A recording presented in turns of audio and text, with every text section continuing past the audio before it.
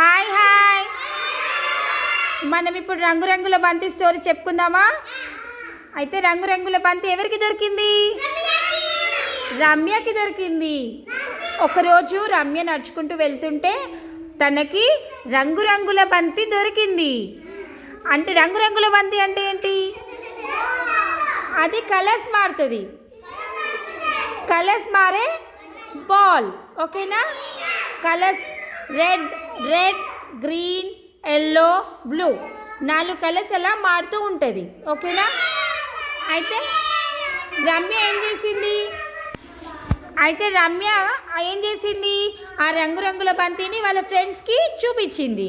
వాళ్ళ ఫ్రెండ్స్ చూసి ఆశ్చర్యపోయారు, అంటే షాక్ అయ్యారు. రమ్య దగ్గర రంగురంగుల బంతి ఉంది, వావ్ అని షాక్ అయ్యారు. ఎవరు?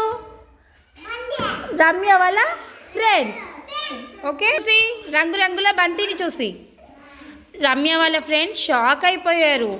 అయితే ఏమన్నారు? రమ్యని ఏమని అడిగారు? ఒకసారి ఇవ్వు, ఆడుకుందాం, మనం అందరం కలిసి ఈ బంతితో ఆడుకుందాం అని అన్నారు. ఎవరన్నారు? రమ్య వాళ్ళ ఫ్రెండ్స్తో ఆడుకుందామని రమ్య వాళ్ళ ఫ్రెండ్స్ రమ్యని అడిగారు. అప్పుడు రమ్య ఇచ్చిందా బాల్? రమ్య బాల్ ఇచ్చిందా వాళ్ళ ఫ్రెండ్స్కి? ఏమన్నది చెప్పుకోబడదా? నాది, ఈ బాల్ నాది, నేను ఎవరికి ఇవ్వను అని అన్నది. ఎవరికి ఇవ్వలేదు, తన ఫ్రెండ్స్తోని వాళ్ళ ఫ్రెండ్స్కి ఇవ్వలేదు అసలు. సరేనా? నెక్స్ట్ ఏమైంది తర్వాత? ఆ తర్వాత ఏం జరిగింది? బాల్ మాట్లాడింది కదా. బాల్ మాట్లాడింది. ఏమన్నది బాల్?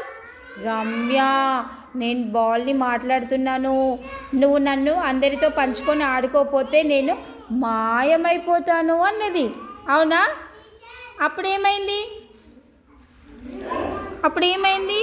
రమ్య ఇంకా ఏం చేయలేక ఏం చేయాలి?